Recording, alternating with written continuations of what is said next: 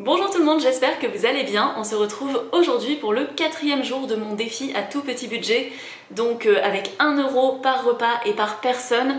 J'ai compté 3 repas par jour, que ce soit petit déjeuner, déjeuner, dîner, mais parfois à la place du petit déjeuner je prends un goûter, des fois je prends les deux dans la journée. Ça dépend, mais dans tous les cas j'ai fait en sorte que ça ne dépasse pas 20 euros par personne puisque je le fais aussi avec mon conjoint. Donc l'objectif c'est de ne pas dépasser 40 euros pour la semaine et sachant que je compte 2 euros en bonus pour ajouter des condiments, de l'huile ou ce genre de petites choses pour que ça fasse pile 3 euros par jour. Pour le moment, on a dépensé un petit peu moins de 36 euros. J'ai gardé un petit peu de budget si jamais on avait des petites choses à rajouter et on s'en sort plutôt bien. N'hésitez pas à regarder les 3 premiers jours si vous les avez manqués parce que vraiment, on se régale par ici. Alors, il est 8 h du matin. Didier est en train de préparer sa lunchbox pour le travail. Donc, il va prendre les restes de légumes farcis, enfin sa part. Donc, de la courgette farcie avec des lentilles PST et de la tomate farcie. Là, c'est ce qui me restera pour ce midi. Et il va se faire des pâtes avec, et il m'en fait aussi, donc ça fait à peu près un peu plus de 100 grammes de pâtes pour deux, sachant que l'accompagnement est quand même assez copieux. Donc ça va par le fait qu'il n'y ait pas trop de pâtes, et ça nous laissera 80 grammes de pâtes, donc à peu près une portion si on base un repas dessus. Donc là on a l'eau qui bout. Alors voilà pour sa lunchbox, et ici on a pour mes pâtes que je mangerai ce midi. Mais d'abord je vais aller me préparer mon café latte parce que là il est trop tôt pour penser à des pâtes. Alors il est 9 h 30 et je prends enfin mon petit café latte au lait d'avoine. J'ai pas refait au lait de soja parce que je trouve sincèrement que c'est moins bon qu'avec le lait d'avoine. Mais j'ai mis moins de lait d'avoine pour essayer de me le faire durer jusqu'à la fin du défi. Et j'ai mis plus d'eau, donc en fait là il y a très peu de lait d'avoine. J'ai pas pesé, mais je pense qu'il y avait moins de 100 grammes de lait d'avoine. Alors je me fais un petit déjeuner tardif, il est bientôt 11 h, je prends une part de mon gâteau au chocolat rustique, je l'ai un peu réchauffé, c'est vraiment sympa quand on le réchauffe comme ça permet de le faire durer plus longtemps. Et dernièrement j'ai vu passer pas mal de vidéos qui parlaient de budget, de défis petit budget notamment, et je trouve ça intéressant les différentes notions de petit budget qu'on va avoir. Par exemple, j'ai vu passer une influenceuse qui faisait un défi vraiment extrême petit budget à 45 euros par semaine par personne, alors que par exemple dans mon cas ça représente presque 15 euros de plus que mon budget habituel. Et dans l'autre sens, je voyais quelqu'un qui a fait un défi pour 10 euros pour la semaine, mais le truc c'est qu'en le regardant je me disais que des fois c'est pas forcément durable. Peut-être que c'est petit budget, mais si on mange pour un aussi petit budget ou de cette manière là, on risque vraiment d'avoir des carences sur le long terme ou d'avoir des problèmes. Puisque là par exemple le total de calories de la journée qu'elle proposait, ça représentait à peu près 800 kilocalories. Pour une personne adulte, c'est absolument pas suffisant. Par exemple là dans les derniers jours de défi que j'ai fait, je crois que le premier jour j'étais à 1750 kilocalories, quelque chose comme ça. Je sentais que je mangeais un petit peu moins que d'habitude. J'avais pas le ventre qui criait famine, mais je sentais que c'était un petit peu moins. Mais ça restait totalement encaissable. Les jours d'après, il y avait un petit peu plus de calories, donc ça se rattrapait un petit peu aussi. Mais en fait, manger avec moins de 1000 calories par jour, vraiment, c'est dangereux. Dans l'alimentation qui était proposée dans ce défi à 10 euros pour la semaine, il y avait vraiment pas beaucoup de protéines. Et manger avec si peu de protéines, je dis pas qu'il faut manger hyper protéiné, là dans le défi que je fais cette semaine, on n'a pas énormément de protéines non plus, on est pour l'instant en moyenne, je pense qu'on est dans les 55-56 grammes de protéines par jour, mais ça reste dans les recommandations de santé, en tout cas pour quelqu'un qui fait ma taille, mon poids, etc. Mais par exemple quand on mange 20 grammes de protéines par jour, sur le long terme on risque vraiment d'avoir une fonte musculaire, d'avoir plein de problèmes de santé qui vont avec le fait de pas manger assez. Et donc autant je pense que c'est intéressant de savoir agir sur son budget alimentaire, de savoir équilibrer les choses, d'avoir des idées de recettes petit budget qui nous conviennent et qu'on peut intégrer dans son alimentation, puisque finalement le budget alimentaire ça peut être assez facile d'agir dessus par rapport à d'autres postes de dépenses qui sont un petit peu incompressibles, mais pour autant le budget alimentaire n'est pas compressible à l'infini. Et si vraiment ça vous met en difficulté, ça vous met en danger, il faut vraiment ne pas hésiter à se faire aider, que ce soit par des associations, que ce soit par de l'entourage. Mais on ne peut pas passer de longs moments en grand déficit calorique, avec très peu de protéines, avec très peu de vitamines aussi, parce que c'est pareil, manger juste de la sauce tomate comme légume pendant des semaines et des semaines, c'est pas suffisant du tout. Ça peut bien sûr dépanner pour quelques jours, parfois on peut ne pas manger du tout équilibré pendant une semaine et c'est pas grave. Mais quand c'est sur le long terme, ça peut être problématique, ça peut ensuite nous amener des problèmes qui font qu'on va gagner encore moins d'argent parce qu'on risque de rater des jours de travail par exemple parce qu'on n'est pas en forme. Ça peut nous causer des problèmes dans la vie de tous les jours, ça peut être plus compliqué pour se déplacer, etc. Donc faut vraiment pas jouer à réduire le plus possible. Et par exemple là, le plan de budget que je regardais qui était proposé à 10 euros pour la semaine, la personne ne le faisait pas, elle donnait un exemple. Elle disait bah voilà, vous prenez ça pour le petit déjeuner, vous prenez ça pour le déjeuner, vous prenez ça pour le dîner. C'était largement insuffisant, mais en fait sans le faire on ne se rend pas forcément compte, parce que parfois en disant les choses ça peut paraître tout à fait correct, mais finalement si on se rend compte que le petit déjeuner il fait 150 kilocalories, que le déjeuner fait 200 et que le dîner fait à la rigueur 300, bah ce sera pas tenable. En fait, dès le premier jour, si on le fait vraiment, si on tente ce défi-là, je pense que dès le premier jour, le soir, on va manger tout ce qui nous passe sous la main parce qu'on n'aura juste pas assez mangé pour la journée. Et c'est pour ça que je trouve ça intéressant de faire vraiment la semaine dans mon assiette lorsque je propose les recettes, plutôt que de juste proposer un plan de repas, parce que en le faisant, je me rends compte si j'ai envie d'un snack en plus, si là je sens que j'ai envie de sucre, si là je sens que j'ai envie de manger un petit peu plus. Alors bien sûr, on est tous différents, on a un appétit différent, des cravings différents, etc. Mais on a quand même un minimum à respecter en termes de calories, en termes d'apport nutritionnel de base, et je pense que c'est important de les intégrer. Du coup, je vais manger mon petit gâteau et je vous retrouve après pour le déjeuner, même si vous savez déjà ce que c'est, parce que je vous l'ai montré ce matin et que ce sont des restes. Les restes, ça simplifie énormément la vie, ça simplifie le budget aussi. Il y a quelque chose qui peut faire beaucoup d'économies aussi, c'est de préparer des grosses quantités d'un repas et de le remanger plusieurs fois. Après, personnellement, c'est quelque chose à la rigueur, le faire 2-3 fois, ça me dérange pas, mais je ne pourrais absolument pas passer ma semaine à manger le même repas, même si c'était le même repas tous les midis pendant une semaine. Je sais qu'au bout d'un moment ça ne me plairait pas parce que j'aime varier un minimum. Même souvent quand je remange la même chose, je vais le faire un petit peu différemment, je vais pas le servir avec la même céréale, je vais varier un petit peu l'assaisonnement ou varier un petit peu le légume que je mets avec. Enfin, je pense que la variété c'est important pour le moral, c'est aussi important pour les apports nutritionnels. Plus on mange varié, mieux c'est au final. Mais parfois c'est vrai que préparer de grosses quantités ça peut servir, donc après on peut congeler, on peut essayer de faire de la conservation si on s'y connaît dans ce domaine, on peut voir comment on peut accommoder des restes aussi, mais ça peut aussi être une très bonne solution, surtout quand on a un très petit budget, plutôt que de réduire drastiquement les quantités, trouver des idées de repas qui coûtent vraiment pas trop cher, comme par exemple un ragoût de haricots rouges ou ce genre de choses, en essayant de trouver les légumes qui sont les moins chers en ce moment, selon là où l'on habite, selon ce qui est de saison ou en promo, ça peut être pas mal aussi. Alors je fais réchauffer mon déjeuner, j'ai mis un petit peu de margarine dans les pâtes pour les réchauffer. De la margarine salée, je trouve que c'est très bon.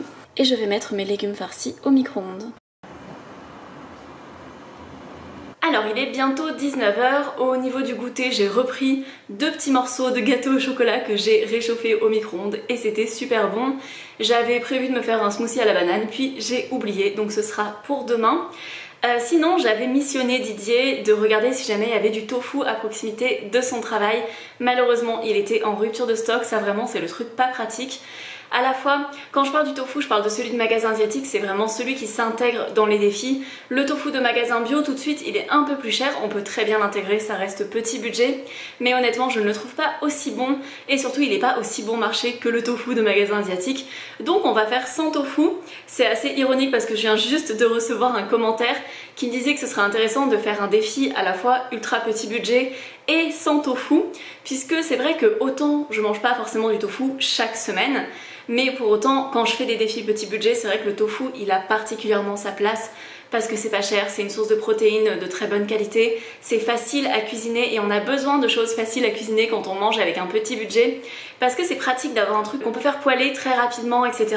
Mais du coup, vu qu'il me manque une source de protéines puisque je n'ai pas de tofu, j'ai décidé de faire entrer un nouveau candidat, ce sont les pois chiches. Donc je suis pas allée les acheter, je les ai pris dans ma réserve. Pareil, j'ai des tonnes de pots comme ça avec des choses dedans. J'ai regardé le prix que je les avais payés, donc c'est pas forcément les pois chiches les moins chers parce que ce sont des pois chiches bio, mais ils sont extrêmement bons, je les aime beaucoup. Et du coup j'en ai pris 200 grammes, je vais les faire tremper pour demain.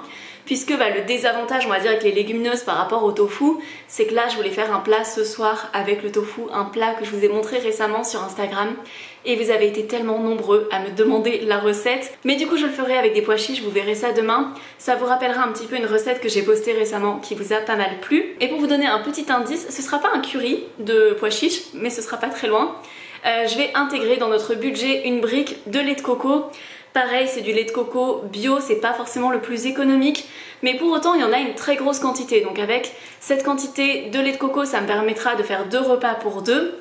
On pourrait même en mettre un petit peu moins si vraiment vous êtes dans la galère financière mais que vous aimez bien le goût du lait de coco, vous pouvez le congeler en glaçons et dès que vous voulez en mettre un petit peu dans un plat, vous décongelez quelques glaçons de lait de coco, enfin vous le mettez dans votre plat et ça vous permet de ne pas perdre de lait de coco parce que je pense qu'on a tous déjà eu du lait de coco qui a tourné dans son frigo, on est un peu deg et surtout celui-ci est vraiment très très bon puisqu'il est riche en graisse, donc je l'adore.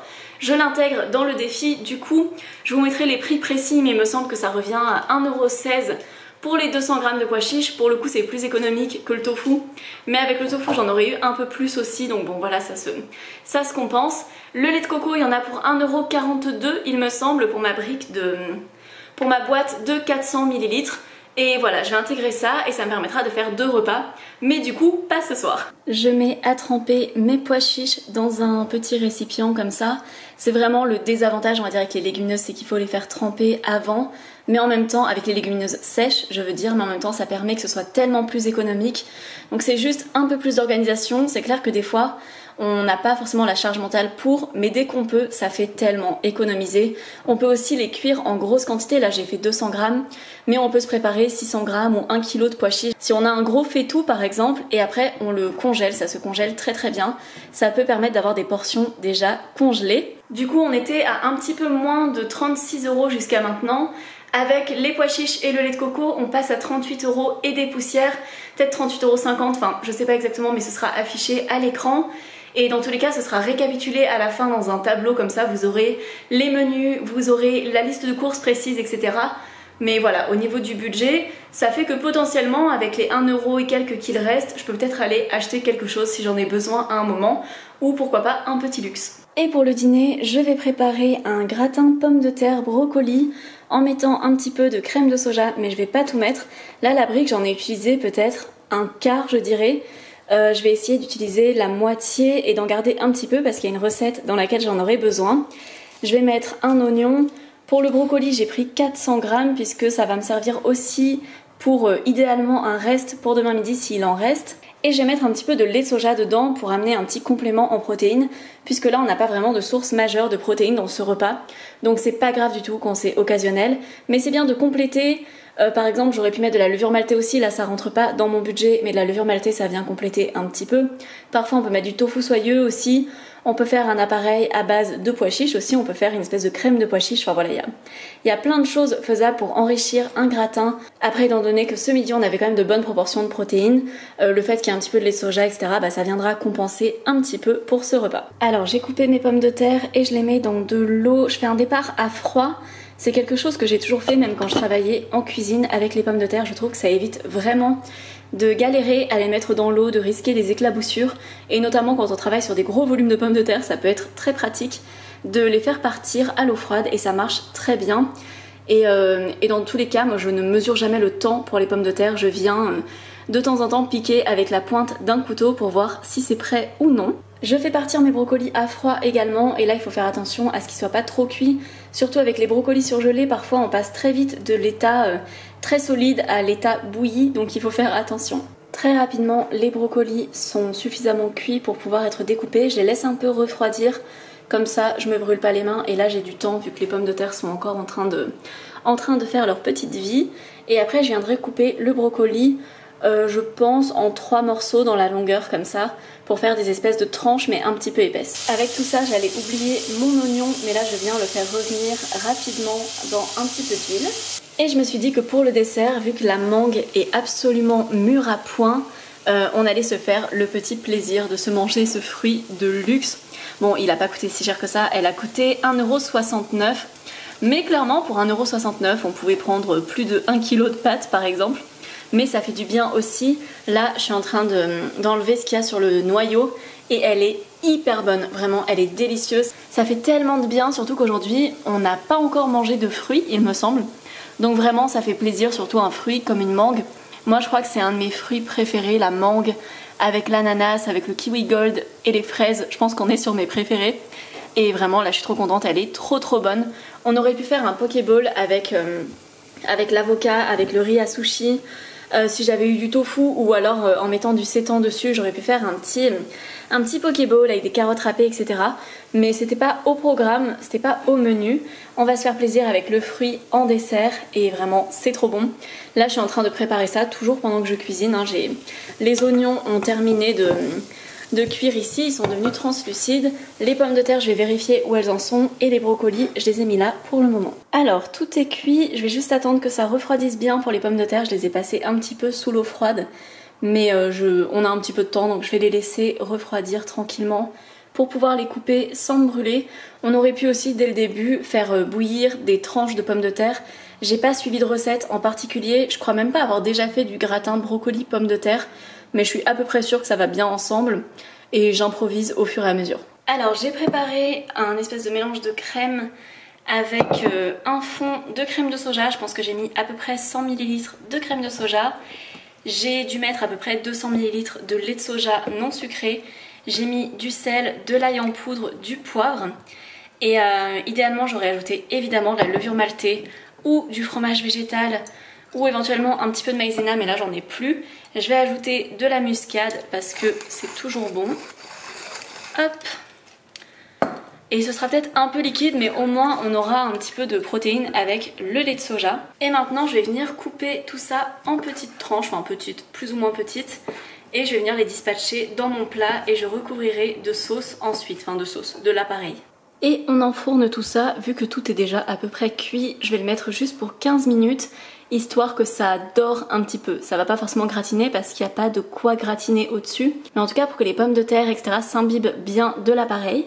Du coup au bout d'environ 15 minutes, c'est prêt, on va pouvoir servir. J'ai servi nos assiettes, on aura la mangue un petit peu plus tard, et là il me reste une belle portion pour demain midi, et ce sera très bien. J'ai goûté, c'est vraiment délicieux, au final c'est très simple, très rustique, mais très bon. Des fois, il n'y a pas besoin que ce soit trop compliqué. Et du coup, on finit le repas avec notre petite mangue devant une série. Et vu qu'on avait encore faim, on finit par des morceaux de gâteau. Et du coup, ça termine notre gâteau qui nous aura duré à peu près 3 jours. Donc c'est pas mal, c'était quand même un gros gâteau. Nous sommes donc à la fin de ce 4e jour, ce qui veut dire qu'on a officiellement passé la moitié de la semaine. Il reste maintenant 3 jours de vidéos. Au niveau des repas, c'est vrai que j'ai moins cuisiné aujourd'hui. J'ai pu profiter du fait d'avoir des restes et c'était vraiment très pratique de ne pas avoir à cuisiner à chaque repas. C'est vrai qu'en temps normal, je cuisine pas forcément pour tous les repas. Je m'organise toujours pour avoir des petites choses qui restent et qui me permettent de pas tout recuisiner de zéro à chaque fois. Avoir le gâteau, avoir les petits légumes farcis, c'était super pratique. Au final sur la journée j'ai juste eu à cuisiner le dîner. Demain il y aura probablement un petit peu plus de cuisine, même s'il y aura aussi des restes. C'est souvent comme ça les jours où Didier est en présentiel. Je vous montrerai demain ce qu'il emmène pour sa lunchbox, puisque moi je vais garder le reste de gratin, pommes de terre, brocolis, oignons pour mon repas de demain midi. En attendant, si la vidéo vous a plu, comme d'habitude, n'hésitez pas à mettre un like ou un commentaire. Vous pouvez aussi vous abonner à ma chaîne si jamais vous ne voulez rien manquer de la suite. Et on peut aussi se retrouver tous les jours sur Instagram, je poste en story quotidiennement. Et j'ai également un podcast sur lequel j'ai déjà 3 épisodes. Dès que j'aurai pris le temps de me reposer un petit peu après le défi, j'essaierai d'enregistrer un nouvel épisode. Et en attendant, moi je vous fais de gros bisous et je vous dis à demain. Ciao ciao!